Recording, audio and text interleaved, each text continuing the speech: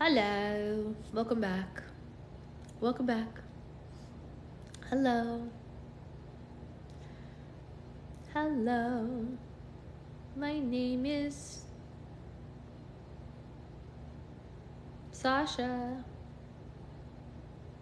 And I would like to tell you about the most amazing book. This book will change your life. Get it? That was funny, right? That was for the theater kids. Actually, I can't stay because I have a meeting starting in 10 minutes. No, sorry, Shelly. Well, the prologue is up on YouTube already, and the other one, this will be up shortly on it. What time is it, actually? We talked for a lot of time, but we're okay on time probably, right? You got it. Hello, my name is Joe. Hello, my name is Joe. And I work in a button factory. One day, my boss came up to me and said, Joe, are you busy? I said, no, I can't say. Oh, you're in the office? James, that's rare. Or is that rare these days? I love you too. I love you too.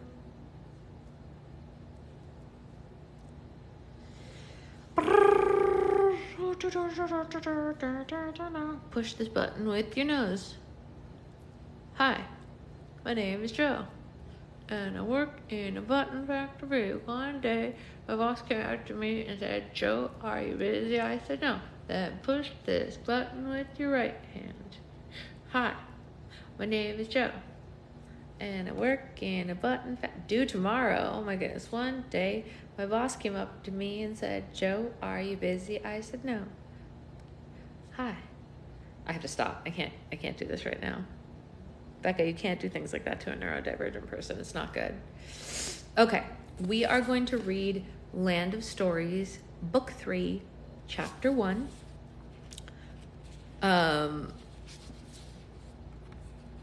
You're welcome. Anyone else doing it along with Sasha? Thank you. Thank you. This is the third, it's called A Grim Warning with 2 M's, and it is, The Land of Stories. It's a great series, James. You would absolutely adore it. You should absolutely either, James, if you have time to read it, read it. If you don't have time to read it, just listen to my read alouds on YouTube of it so that you can, I have all of them in a playlist from book 1 through now. And I got off the couch during book club yesterday. No! I will never stop obsessing with it. It's a genius title. All right. So we are going to read Chapter 1, An Educational Opportunity. It was midnight, and only one light was on in all of the homes in Sycamore Drive. In the second-story window of Dr. Robert Gordon's house was a shadow that moved back and forth. It was his stepson, Connor Bailey, pacing around his bedroom. He'd known for months that he was going to Europe, but he had waited until the night before his departure to pack. Reruns of a dramatic television show set in outer space did nothing to stop his procrastination. There was just something about a female captain piloting her crew away from an evil alien race that he couldn't take his eyes off of. But he looked up at his clock and, realizing that he had only 7 hours before he needed to be at the airport, forced him to turn the television off and focus on packing. No, I said I will stop obsessing over it. Oh, no, it's wonderful. You shouldn't stop. Let me think, Connor said to himself. I'll be in Germany for 3 days, so I should probably bring 12 pairs of socks. He nodded confidently and tossed a dozen pairs of socks into his suitcase. You never know. There could be a lot of puddles in Europe. Connor retrieved 10 or so pairs of underwear from his dresser and laid them out on his bed. It was more than he needed, but a traumatizing sleepover in kindergarten that ended in a wet bed taught Connor to always be generous when packing underwear. Okay, I think I have everything, Connor said, and he counted the items in his suitcase. I've got 7 t-shirts, 4 sweaters, my lucky rock, 2 scarves, my other lucky rock, underwear, socks, pajamas, my lucky poker chip, and my toothbrush. He looked around his room, wondering what else a kid could need in Europe. Oh, pants, he said, thankful that he remembered. I need pants.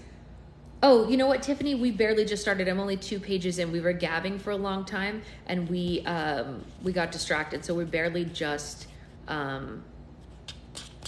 started reading. So you're not late at all. We're reading Chapter 1 of Land of Stories, Book 3. At the end of the previous school year, Connor's principal, Mrs. Peters, had called him into her office to present him with a very exciting opportunity. We did put it aside. Yeah, Tiffany, it wasn't grabbing people. I'm going to read it solo. Am I in trouble? Connor said when he sat down in front of her desk. Mr. Bailey, why do you ask me that every time I call you into my office? She said, eyeing him over the top of her glasses. Sorry, old habits die hard, I guess, he shrugged. I've called you here for 2 reasons, Mrs. Peters said. First, I was wondering how Alex is acclimating in her new school. Where is it again? Vermont? Connor gulped. His eyes grew very big. He said. Sometimes he forgot the lie his family had told the school about his sister. Yeah, no, she's doing great. Never been happier. Mrs. Peters bit her lip and nodded, almost disappointed to hear this. Well, that's wonderful for her, she said, although sometimes I selfishly wish she would move back and be one of our students again. Your mother was telling me about the educational programs offered up there, though, so I'm sure she's enjoying them. Yeah, she sure is, Connor said, and he looked to his left to avoid eye contact. Alex always loved trees and maple syrup, so Vermont suits her. I see, Mrs. Peters said, squinting. And she's staying with your grandmother? Is that correct? Yep, she's still with my grandma, who also loves trees and maple syrup. It's like a family trait, I guess, Connor said, and then he looked to the right. He panicked for a second when he couldn't remember which direction people tended to look when they were lying. He'd seen a TV special on it. Well, then, give her my warmest regards, and please tell her to visit next time that she's in town. Mrs. Peters said, Yeah, I will, Connor said, relieved to be changing the subject. Now, on to the second reason that I called you in today. Mrs. Peters sat up extra straight. Ooh. Calm down. Sat up extra straight in her seat and slid a pamphlet across her desk. I've just heard some exciting news from an old colleague of mine who teaches English in Frankfurt, Germany. Apparently, the University of Berlin has uncovered a time capsule that belonged to the Brothers Grimm. I'm assuming you know who they are from my lessons in 6th grade? Are you kidding? My grandma knew them, Connor said. Excuse me? Connor just stared at her for a moment, mortified by his carelessness. I mean, yeah, no, of course I remember them. Connor tried to cover. Those are the fairy tale guys, right? My grandma used to read us their stories. Indeed, Mrs. Peters said with a smile. She had grown so used to Connor's strange outburst that she didn't even question this one for a second. Well, according to the University of Berlin, 3 brand new fairy tales were discovered in this capsule. It was amazing. Connor was genuinely excited to hear this, and he knew his sister would be thrilled too. I agree, Mrs. Peters said. And even better, the University of Berlin is planning a big event to reveal the stories. They're going to read them to the public for the first time this coming September, 3 weeks into the next school year at St. Matthäus Kirchhof Cemetery, where the Brothers Grimm are buried. All great things, Connor said. So what does it have to do with me? Well, since you become a bit of a Grimm yourself, Connor awkwardly laughed.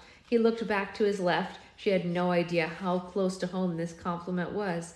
I thought you might be interested in the trip I'm planning. Mrs. Peters slid the pamphlet even closer to Connor. I've decided to invite a few select students such as yourself, students who have proven to be passionate about writing and storytelling, to venture with me to Berlin and be among the crowd that hears the stories for the first time. Connor picked up the pamphlet and stared down at it with an open mouth. That sounds awesome. He flipped it open and looked at all the attractions the city of Berlin had to offer. Could we check out these nightclubs too? Well, unfortunately, missing more than a week of school for any trip is frowned upon by the school district, so no nightclubs, I'm afraid. We'll only be there for 3 days, but I thought it might be an opportunity that you wouldn't want to miss, Mrs. Peters said with a confident smile. I feel like a little piece of history is waiting there for us. Connor's smile faded when his eyes fell to the bottom of the pamphlet. He saw how much this trip would cost. Ugh. This is a pricey educational opportunity, Connor said. Well, travel's never cheap, I'm afraid, Mrs. Peters said. But there are many school fundraisers I can get you information about. Oh, wait! I keep forgetting my mom just married a doctor. We're not poor anymore, Connor said, and his smile returned. But wait, does that mean I'm still poor? I'll have to ask them. There's so much to this stepson thing that I haven't figured out yet. Mrs. Peters raised her eyebrows and blinked twice, not really sure what to tell him. That's a conversation you'll have to have with them, but my office phone number's on the bottom of the pamphlet if you need help convincing them, she said with a quick wink. Thanks, Mrs. Peters, Connor said. Who else have you asked? Only a handful of students, Mrs. Peters said. I've learned the hard way that bringing more than 6 students to one chaperone can lead to a scene out of Lord of the Flies. I understand, Connor said. He couldn't get the image out of his head of the tribal 6th graders tying Mrs. Peters to a spit and roasting her over an open fire. But Bree Campbell has signed up, Mrs. Peters said. I believe she's in Mrs. York's English class with you? Connor could feel his heart racing. His cheeks went red and he pursed his lips to hide a smile. Oh, good, he said softly, while his inside voice was screaming, oh my gosh, Bree Campbell is going to Germany. That's amazing. That's the best news I've ever heard. Yes, she's quite a talented writer herself. I can imagine the two of you get along nicely, Mrs. Peters said, oblivious to Connor's increasing pulse. I hope you'll be able to join us, but you should head back to class now. Connor nodded as he got to his feet. He continued nodding all the way back to his biology class. He didn't understand why the room always seemed to get warm every time he saw or heard someone mention Bree Campbell. He wasn't even sure how he felt about her, but for whatever reason, Connor always looked forward to seeing her and really wanted her to like him. He couldn't explain it no matter how much thought he gave it, but one thing was certain. Connor had to go to Germany. Telling his mom and stepdad that school went as well as Connor could have imagined, telling his mom and stepdad after school went as well as Connor could have imagined. It's a really great educational opportunity, Connor stressed. Germany is a really super smart place with a lot of history. I think some kind of war happened there at some point. Can I go? Can I go? Charlotte and Bob sat on the couch in front of him looking over the pamphlet. They had both just gotten home from working at the children's hospital and hadn't even had time to change out of their scrubs before they were attacked by a very enthusiastic Connor. This seems like a great trip, Charlotte said. Your dad would have been so excited to hear about the Brothers Grimm time capsule. I know, which is why I need to go, so that I can experience it for all of us. Please, can I go? He asked, bouncing with little hops. Whenever Connor asked them for something, he acted a little bit like a hyper chihuahua. They only hesitated for a second, but Connor felt like it was an hour. Oh, come on, Alex gets to live in another dimension, but I can't go on a school trip to Germany? You can absolutely go, Charlotte said. Yes! Connor threw both hands in the air. But you'll have to pay for it, Charlotte added quickly. Connor's hands instantly fell and his excitement deflated like a crashed hot air balloon. I'm 13. I can't afford a trip to Europe. True, but ever since we moved into Bob's house, you've been getting an allowance for helping around the house, and your 14th birthday will be here before you know it, Charlotte said as she did the math in her head. If you add all those things together with a little fundraising at school, you'll be able to afford it. Half of it, Connor said. He'd already done every possible math equation in relation to any parental scenario he thought they might throw his way. So I'll be able to get there, but I won't be able to come back. Bob looked down at the pamphlet and shrugged. Charlotte, what if we meet him halfway? This is a really good opportunity. Besides, he's been such a great kid. It couldn't hurt to treat him a little. Thanks, Bob. Mom, listen to your husband, okay? Connor said and gestured towards him like he was directing a plane terminal. Charlotte humored the idea for a moment. That's fine by me, she said. If you earn half and show us that this trip is something you really want, we'll give you the other half. Do we have a deal? Connor wiggled from all the excitement building up inside him. Thank you, he said and shook both their hands. Pleasure doing business with you. And so after 4 months of saving his allowance, birthday money, and taking part in school fundraisers by selling candy, baked goods, and hideous pottery, which Charlotte and Bob bought most of, Connor had earned his half of the trip and was ready for Germany. At the beginning of the week leading up to his departure, when Connor should have started packing, Bob walked into his bedroom with another surprise. He plopped a very old and dusty suitcase onto his stepson's bed. It was brown and covered in stickers of famous locations and made Connor's room smell like feet. Bob placed his hands on his hips and proudly looked down at the suitcase. There it is, Bob said. There, what is? Connor said. Is that a coffin? No, it's the suitcase that I used on my own Euro trip after college. Bob gently petted the side of it like it was an old dog. We've had some pretty good times together. Covered a lot of ground, and I thought you could use it for Germany. Connor couldn't imagine taking it overseas. He was shocked the suitcase wasn't instantly decaying like a mummy exposed to the elements after thousands of years. I don't know what to say, Bob, he said, hiding his reservation under a fake smile. He couldn't refuse it after Bob had helped to make the trip happen. No need to thank me, Bob said, although thank you was the furthest thing from Connor's mind. Just do me a favor and get a sticker from Berlin for her. It's a she? Oh, yes, her name is Betsy, Bob said as he headed out of his stepson's room. Enjoy her. Oh, I almost forgot. Her left buckle needs a good push to lock. You just push it back in and you'll be fine. At the end of the week, Connor discovered exactly what Bob was talking about as he struggled to shut it with the new addition of pants. After 3 good pushes that almost threw out his back, he surrendered to Betsy. All right, maybe just 6 pairs of socks, 4 t-shirts, 5 pairs of underwear, 2 sweaters, pajamas, my lucky poker chip, a toothbrush, and 1 lucky rock will be enough, Connor said. He removed the excess items from the suitcase and finished packing. He was overdue for bed, but Connor wanted to stay awake for a little longer. He wanted to feel the excitement as long as he could. Thinking about the trip to Germany had been a great way for Connor to ignore the other thoughts that he had been having lately. As he looked around his bedroom and listened to the absolute silence of the house, Connor couldn't fight off the loneliness that he'd been suppressing. Something was missing from his life. It was his sister. Connor opened his bedroom window to break the silence around him. Sycamore Drive was just as quiet as the house and did little to comfort him. He glanced up at the stars in the night sky and wondered if Alex could see the same ones from wherever she was. Perhaps the Land of Stories was one of the stars he was looking at and it just hadn't been discovered yet. Would that be an uplifting discovery? That he and his sister were only separated by light years and not dimensions? When Connor couldn't stand the solitude anymore, he asked himself, I wonder if she's awake. Connor snuck down the stairs and into the family room. A large golden mirror hung there on the wall and had it all to itself. It was the mirror that their grandmother had given them the last time they were together. It was the single object that allowed the twins to communicate between worlds. He touched the golden frame and it started to shimmer and glow. It would glow for a few moments till Alex appeared in the mirror and returned to a normal shade if she didn't. And tonight, she didn't. She must be busy, Connor said quietly to himself. She's always so busy. When he first arrived home from his last adventure in the fairy tale world, Connor talked to his sister in the mirror every day for a couple of hours. She told him all about the lessons their grandmother was teaching her and the magic she was learning to use. He told her about his days at school and everything that he had been taught, but her stories were always much more interesting. Unfortunately, as Alex became more and more involved with the fairy tale world, the twins' daily conversations happened less and less often. Sometimes more than a week passed before they spoke. Sometimes Connor wondered if Alex even needed him anymore.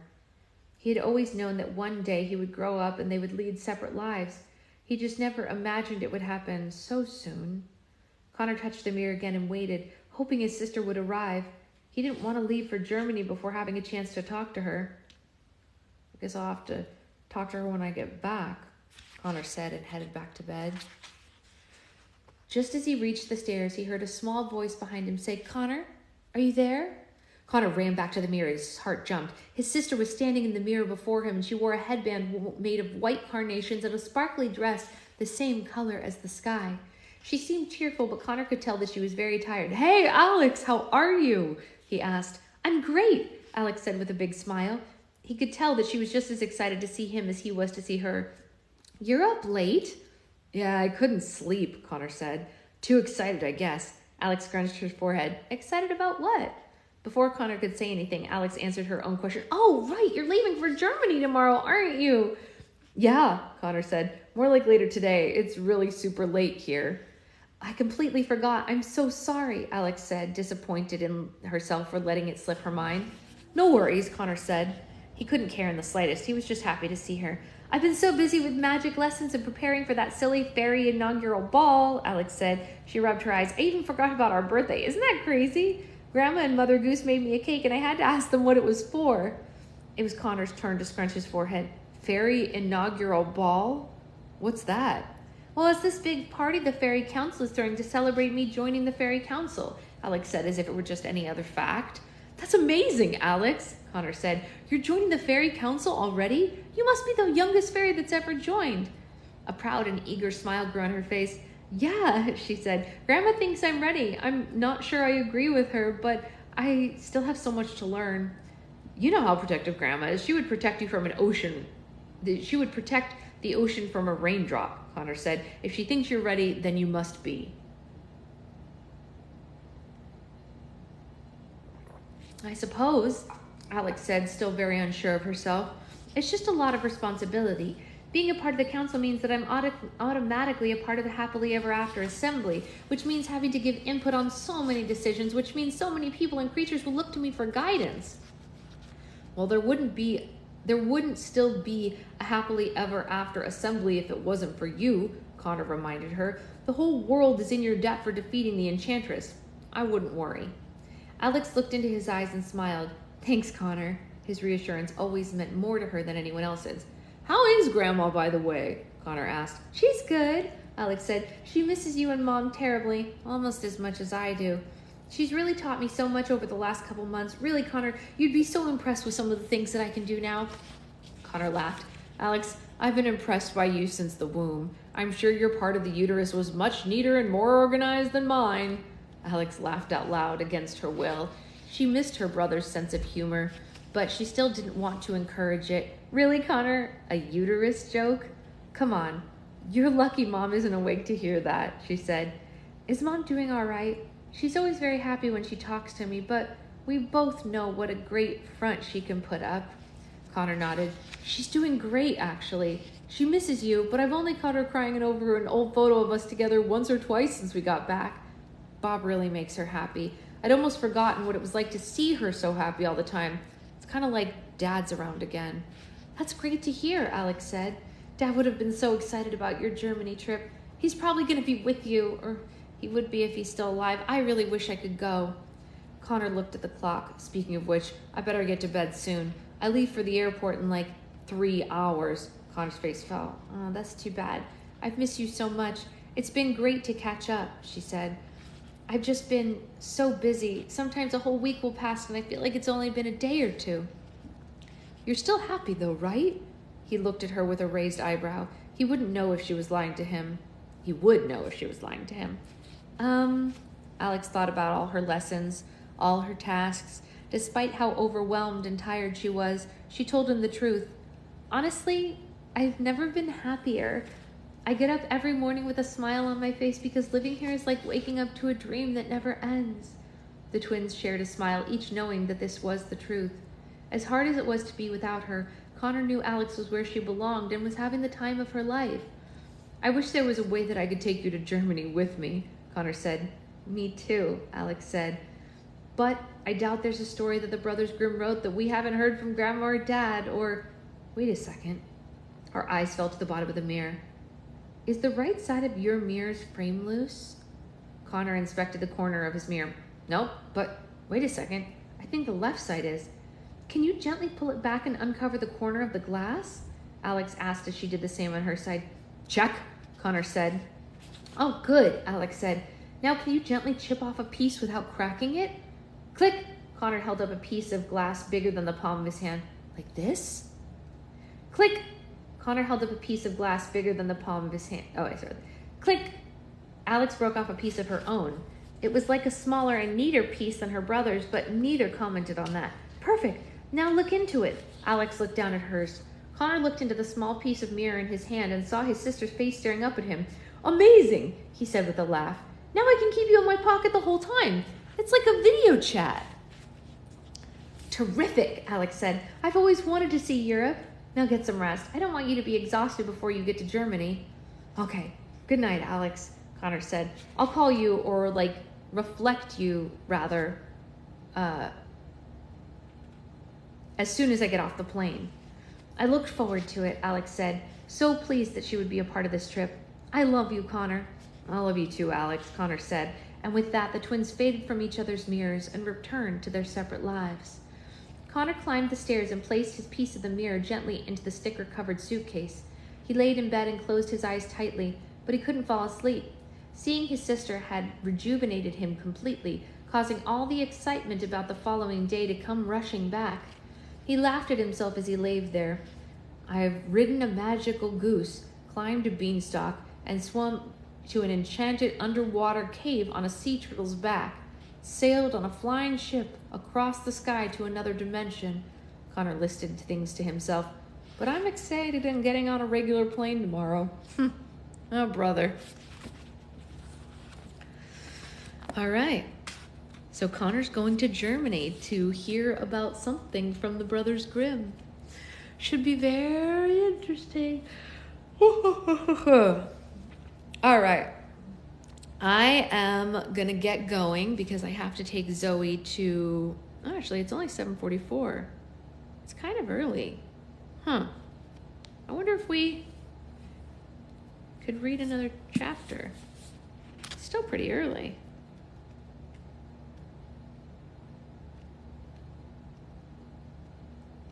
No, it's kind of a long chapter. I should get going and making slime before I have to take Zoe to dance class.